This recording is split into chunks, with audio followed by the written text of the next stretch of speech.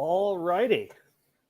Hello, ladies and gentlemen. Good Thursday afternoon. My name is Casey Halpern, and I'm thrilled to be joined by my former colleague, Soccer Sharp, great content creator, Anthony Dabbundo from the Action Network to talk some soccer and Saturday's Champions League final between Inter Milan and Man City. Anthony is an awesome follow on Twitter, so make sure you go shoot him a follow. His @ is in the ticker below, and start consuming all of his content. You'll become a much better gambler. Trust me. His handle is below in the ticker. Anthony, appreciate you taking some time to educate me on some soccer and Saturday's big match. How are we doing? We're doing good. It's the last big match of the European season. It's the last match until, I personally take a little bit of a break from soccer. I know MLS is going on, but I try to stay away from that and then, kind of get ready for August when we go again, August 12th. It's a very short off season, but excited for this final match, and there's history on the line. So all eyes to Istanbul on Saturday. It's going to be a great one. But before we dive into it, as everyone knows, I know next to nothing about soccer, but I love to gamble on it. So before we get into the match itself, what's the best piece of soccer betting advice you can give myself and anyone else out there who may be in the same boat as me? I think, with any sport, you got to really dive into what the big, predictive analytics are and kind of know them, understand them, and better grasp them. So when we talk about American sports, most fans know the basics. And then most people who are involved in gambling Twitter and who do betting stuff know some of the more advanced stuff. I actually think that's less of the case for soccer, especially here in America, where bettors are not as in tune with stuff like expected goals, expected threat, box entries, and passes per defensive action. So, really learning the lexicon, because it doesn't get as discussed as widely in these circles to the point where, people know what the underlying numbers are telling them. We fall in love with these results and these one-off things. Soccer is the highest variance sport you will bet on a week-to-week or year-to-year basis because there's so few events. Soccer, sometimes there's no goals, 1 goal, 2 goal, 3 goals. Ball striking and finishing is highly variable, and you can get shocking results. It's why we love the sport so much, because much inferior teams can win games off of one bounce, one deflection, or one strike. We saw that at the World Cup. We see that in these kind of Champions League events as well. It's why Man City's been the best team in the world in Europe for 5 years, and they haven't won. But I think it's really hard to bet soccer if you can't ground yourself in the numbers behind it, because there aren't as many widespread stats in soccer. We're still kind of developing that as a field, as a sport, but it's getting there, and kind of trying to get on the cutting edge of what teams are doing to get edges on whether it's set pieces or XG and whatnot is important. Interesting. So I love the predictive analytics aspect, and obviously the advanced stuff. Obviously, a lot of that goes into football handicapping as well. So it's sort of similar, but obviously this seems a bit more nuanced than like your EPA, it's all pass rush, win rate, and all that fun stuff. But similar in the same vein. When it comes to betting on soccer, though, does your strategy kind of change depending on the competition, the leagues? Like there's a lot of them. Certainly, teams will adopt different strategic methods, whether it's in the Champions League or in the Premier League. I think one of the hardest things about betting tournaments like the Champions League is how do you weight teams from different leagues against one another? It's something that I really go back and forth with on a given year. So let's say it's September and we're starting up a Champions League, and there's 32 teams that begin the league and in the field. They get grouped up into 8 groups. They will come from, 13, sometimes 14 different confederations. So how do you weight the strength of the English Premier League and, the third best team there versus maybe the third best team in Spain or the best team in the Netherlands? And so I think that's really the hardest thing about weighing and creating kind of baseline averages for each league, and then saying, okay, how does this team fit into it? So it's not necessarily a science. There is some art to it. And then whereas when you're in the domestic league, it's a little bit easier because you get, you're comparing everybody else against their own league. So it's, the stats are more baseline, more consensus. You're not dealing with wide varieties in schedule strength or quality of opponent that could be skewing the numbers. So I think that's one thing that makes maybe domestic easier. But also when we get into the part of the season where both are happening simultaneously, I mean, these players are human. So one of the other challenges is trying to figure out who's going to play. Because if you can get ahead of the news that Erling Haaland's going to rotate, he's only going to play an hour, or he's not going to start, he's going to come off the bench, or that the two main wingers that have been putting up these incredible numbers in ball progression and bringing the ball into the penalty area, they're not playing this week. It's the backups. That's a huge difference in trying to, what the line will move toward. So if you're able to get ahead of that news and kind of beat the market to it, that's a huge edge, of course. Trying to plan out when teams may rotate, when teams could potentially be flat. Like situational spots certainly matter in soccer, and you see that when you get toward like the end of a season. And the market adjusts to this as well. Teams who must win games to get into Europe or to avoid relegation, they tend to get juiced up. Totals tend to go upward when there's nothing on the line because teams play less defense. So the market's on to some of these things, but if you can beat injury news like any other sport, or predict rotation, or predict where a team may just be a little flat and not really turning the gears that day, there can certainly be some situational value in betting soccer. Got it. Would you say that the EPL is probably the strongest competition? Yes. Yeah, without a doubt. And it's only becoming more so. There was a time, back in, the early to mid 2010s when Barca and Real Madrid were at the peak of their powers. Atleti made multiple Champions League finals. You even had some great Valencia teams, Villarreal, and Sevilla. Those teams had their run, but the problem is that the money has been so heavily distributed toward the Prem because of TV rights around the world that the Prem teams just have more money now. So they buy the better players. And the COVID has only made this worse and really exacerbated the issues. Whereas even a team like a Bayern or, some of the bigger teams in Germany and Spain just don't have the kind of money to compete with, City, Newcastle, Man United at the top. And the other thing has been the mid-tier. Your teams like West Ham and Brighton, Aston Villa, they have a lot more money now. And so they don't have to sell their best players. And that you're actually seeing, mid-table German teams, mid-table Spanish teams. In the past, they would sell up to their own leagues and get a bunch of money from the top teams in Germany and Spain. Now they're selling to mid-table teams in the Premier League. And so the fact that, you're getting a lot of talent sucked out of these Italian, Spanish, German leagues and getting pulled into not just, your big, English teams, but the next tier has really, I think, changed the balance to the point now we just saw West Ham win the Conference League, which is the third tier league in Europe this year. So there's the Champions League, the Europa League, then the Conference League. West Ham was in the bottom half of the Prem. They just won that tournament. Brighton is going to be in Europe this year. I think they're going to do very well. Newcastle just got backed by the Kingdom of Saudi Arabia last year. Now they have a ton of money. They're back in the Champions League. And so you're seeing so much money getting poured into the Prem that it's clearly the best league. And I think the interesting thing is who's number two, because it's been really difficult to say this year.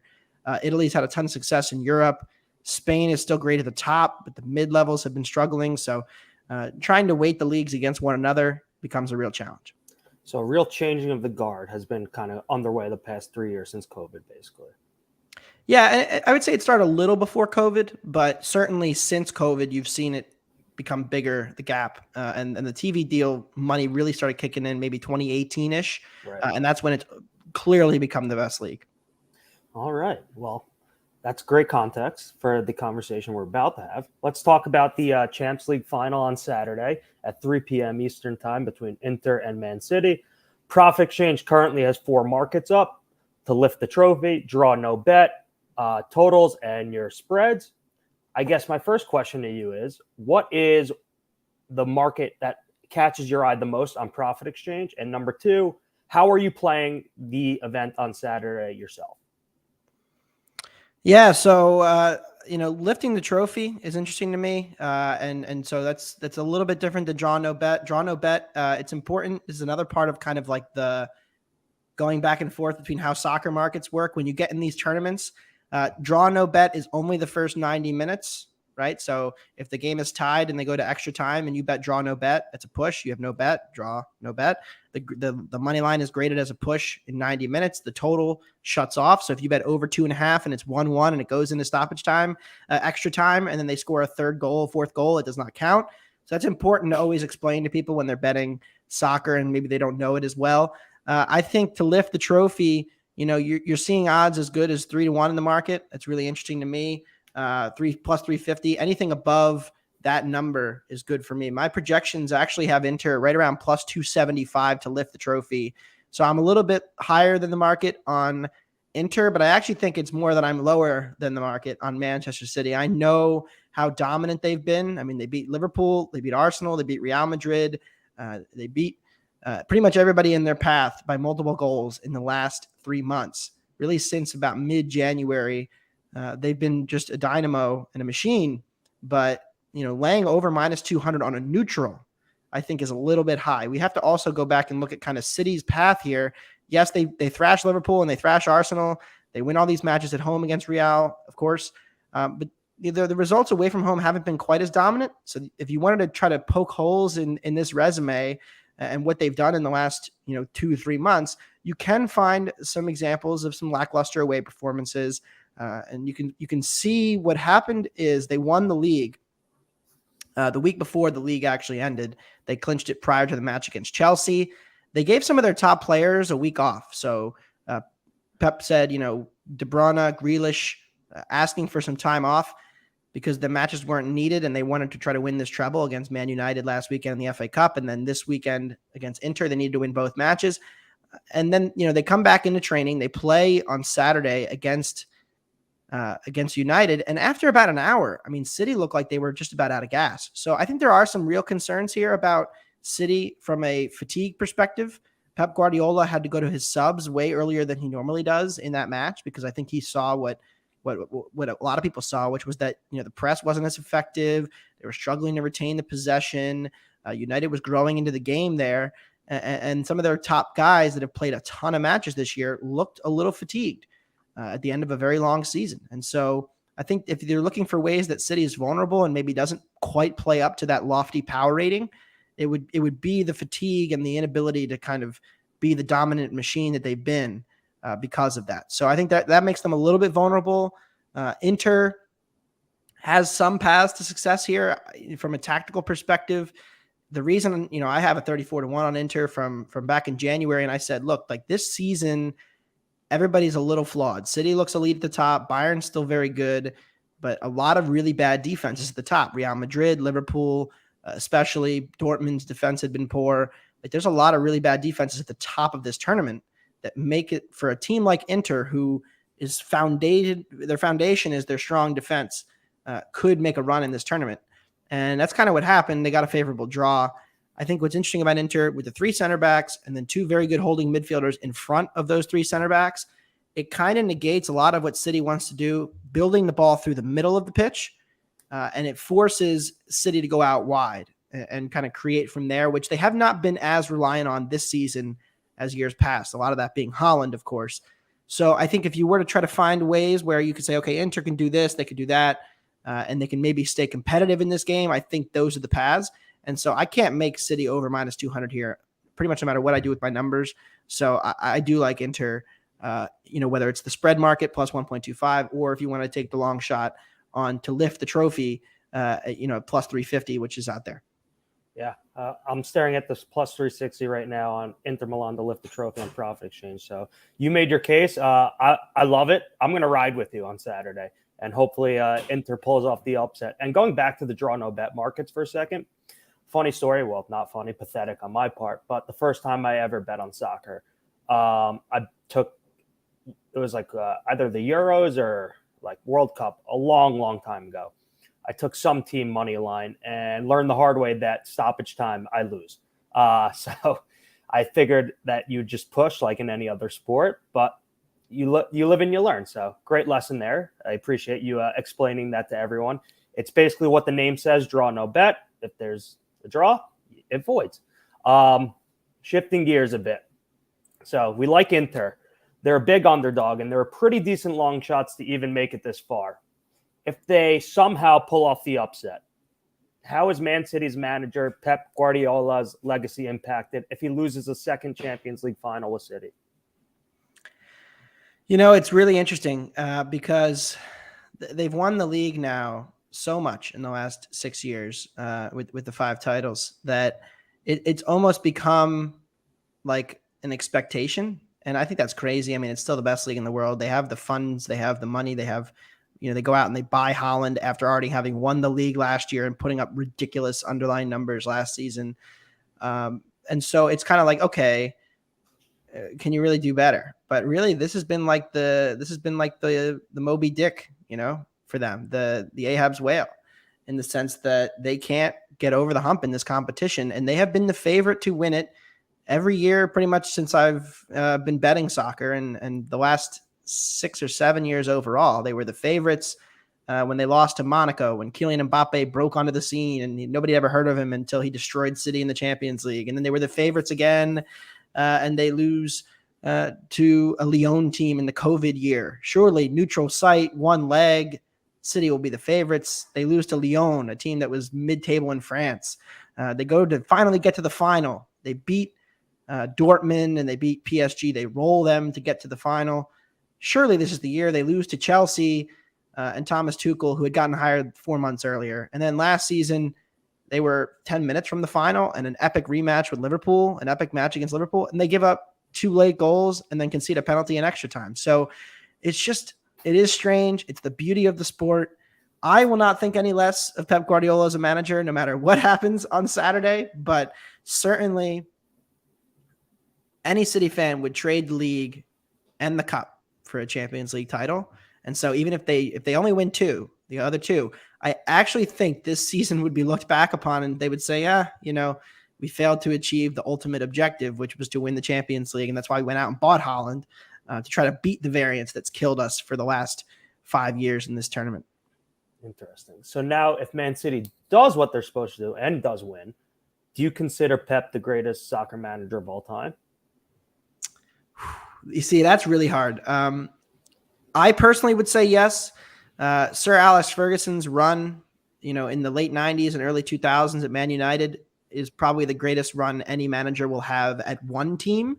And I don't know that that'll ever be topped just because of how much managers move around now. I think that's just, the world of football has changed so much that doesn't really last in that way. Mm-hmm. But you have to know that, like, for him, he at this club, like, he will have now done it and won the Champions League with 3 different teams, revolutionized the game in terms of performances. And I think you could make a decent case that between the 2011 Barcelona team that, really was his, break onto the scene as a manager at Barcelona. He was there for 5 years, but that was the team.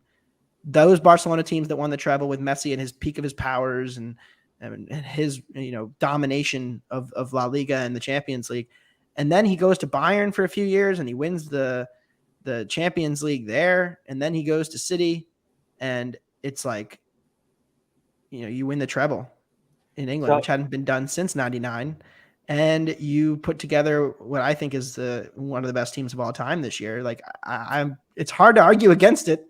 There's certainly been other managers that have done crazier, things in knockout tournaments. Jose Mourinho has won everywhere he's gone as well. And so, it's an impressive list to be up against, but I would take Pep over any other manager ever if I were starting a team and could, pick a manager. Okay. I have a follow-up question to that, but before we get to it, for everyone out there who heard the word treble, I did some research on this before, actually. It's for all you soccer hooligans, it's winning a domestic league, domestic cup, and Champions League winner in the same year. And I believe this would be the second time he's done it. So yes, he may have done it at Bayern. I don't know offhand what they did that year. Pretty impressive, regardless. Exactly, yeah, and so they've only done it once in England. So that's really the history, right? So Man United in 1999 was the only English team to ever do it. The thing about the treble in the other leagues is that the league is just a little easier, right? Like the gap between Bayern and Dortmund, Leipzig, and the gap between Barca, Real, and everybody else in Spain, like it just makes it a little bit easier to kind of win the league just off of talent and resources alone. And so thus you just need like a good Champions League run. Liverpool famously came within a couple of minutes of the quadruple last year, which had never been done, which is when you win both cups, the league and the Champions League. They won both cups, lost the league on the final day by a point, and then lost the Champions League in the final. So Liverpool came that close last year. So it's been a crazy run with some of these dominant teams, but certainly, to actually get it done is worth something, even if, from a betting perspective and like how I power rate these teams, I think City's, very clearly the best team in the world. regardless of what happens on Saturday. Should be a fascinating match. Do you think Haaland's going to come to play in his first Champions League final? I know he's kind of struggled on the big stage in the past. Yeah, I mean, I think Haaland is Haaland, right? He's like minus 190 to score, which is hilarious in my view. I might dabble some no, just because I root for pain. But I mean, the guy walks into the Prem, and it's funny because his very first game was the Community Shield against Liverpool, and he kind of did struggle a little bit. He missed some big chances in that match. They lost to Liverpool, and this was when Liverpool was expected to go again. They were expected to be right there in the title race. And then he goes and he just kind of breaks the Premier League goal scoring record in his first season in the league at age 22. It's like, okay, the guy puts up 36 goals. And it's, goal scoring rates we've never seen before in the league. So, the fact that he does that and he stays healthy, that was the one thing I said about Haaland, which is just like he's constantly had muscle injury after muscle injury, tweaked a hammy here, sprained a calf here, bruised a knee here. And he only ended up playing, limited numbers of games. Like his last season at Dortmund, out of 34 possible matches, he played 21 90s. The year before was 26. So he had some real concern that, like, could he stay healthy? Is he too big and too fast, where he just gets hurt? And this season in the Prem, stayed healthy pretty much all the way throughout. Ends up with 31 90s, a couple of rotations. He missed, I think, 2 weeks with an injury, but to stay healthy for an entire 9-month season when you're as fast and as big as he is really impressive. And so Haaland, with the shot numbers and how he's even developed his game this season, it's been really interesting to see, because Haaland, for years in Germany, when he first came in, he did one thing really well, and it was running behind, get the ball, shoot it really hard. He got a shit ton of shots, but he didn't do a ton of progressive passing. He didn't do a ton of ball dribbling necessarily to help be a part of the attack. He was just the guy on the end who, once they get the ball to him, he's as good as anybody in the world at finishing it, right? And that is a valuable skill. But it's, what separates that from like superstardom, best player in the world kind of stuff is when you start to add the other parts of your game, which is coming short and linking up the play in transition and playing the ball in behind to the winger who ran in behind you because you brought the whole defense into you, and now there's space in behind for this winger and you have to play the pass to him. I think that's been the most interesting development this season for him. And it was most notable against, the big Arsenal match. They played Arsenal in April, and it was kind of like this was Arsenal's last chance to hold the league, because they were holding the lead in the points, but they were starting to stumble, and now they had to go to City. If they lost, it was pretty much over. And Haaland came short a ton. He drew in multiple Arsenal defenders because of just his gravity. And it's kind of like Jokic in a way, right? You watch Jokic and he gets the ball at the top of the key, and there's like two guys hovering on him, and then somebody makes that run, and they cut, and he makes the perfect pass. Well, Haaland on two separate occasions did that to De Bruyne in the first half against Arsenal, where Kevin makes that run in behind. He gets the ball, scores one, the other one gets saved, and it really took Arsenal for a loop. They weren't expecting it. They were surprised by it, and it took them almost a half to adjust, and by then the game was over. It was 2-0, and City rolled to a 3 or 4-1 victory. So a dominant win for them. And I think that element of his game is something that, we see from Harry Kane. And Kane's, passing range is what makes him, one of the best strikers in the world. I put Haaland and Kane as the two best right now. And sure, not as PKs. Yeah, well, we don't talk about that. The World Cup penalty kick was rough. But I mean, certainly, when you compare the top guys, it's that extra skill and passing range and hold up play that really sets the tone. So that will be a big part of this game for sure, because Inter plays a back three. They got some pretty big center backs who are physical, and they're going to, they're not going to get run over by Haaland. So can Haaland kind of finesse his way into some positions where he can, spring others for chances? And that will, I think, be a big part of this as Inter really sits compact in the middle and tries to force everything out wide. And then, can Haaland get on the end of a cross? Sure. But I think that will be harder for them. So that will be interesting. And then Inter has the second most transition goals in the Champions League this year. So they're capable of playing on the break, which gives them another fighting chance here. Could capitalize on an opportunity. I'm looking forward to watching this all unfold on Saturday. Before we go, give me your final prediction going into Saturday's match. Okay, I'm going to go with Inter to score first. So I think Inter comes out pretty compact. They get the first goal. Everybody goes shock and awe. City they tie it up 1-1. And then we go, Onana has to make a huge save at some point to deny Haaland, and he does. Onana has been really underrated for Inter. The goalie, Andre Onana, he was on the bench to start the season. The other guy was really struggling, Handanovic. They benched him. Defense got better because of his shot stopping. So Onana makes a couple big saves, gets it into extra time.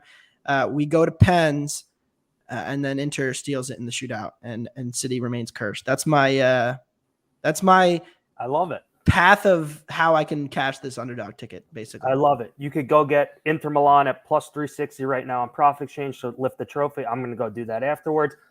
Before I actually let you go, outlook on the Colts. I know you're a Colts fan. Give me your thoughts going into the NFL season.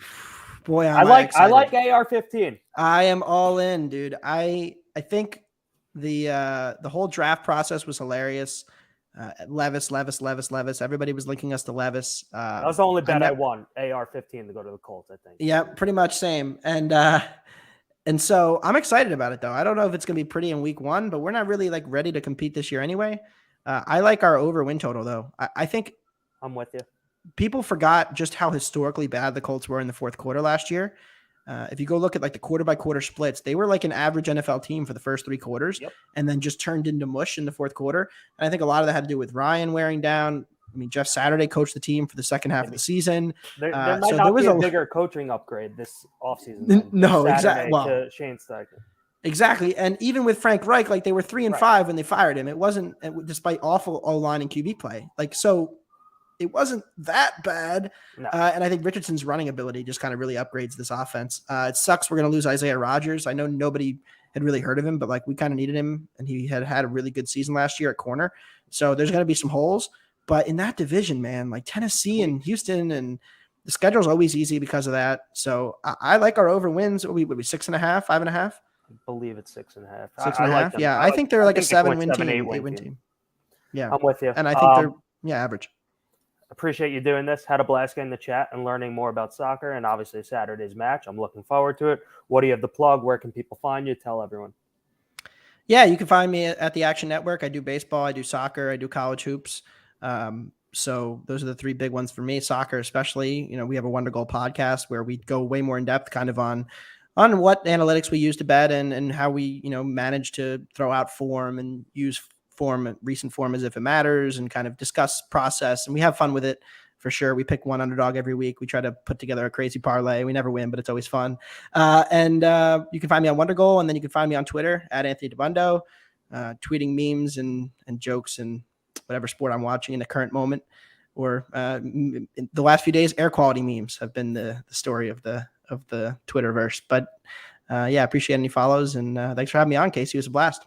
My pleasure. The air quality is improving. Hopefully it flows south to Philly and does the same there shortly. Appreciate it. Great to chat. We'll see you soon. Thanks, man.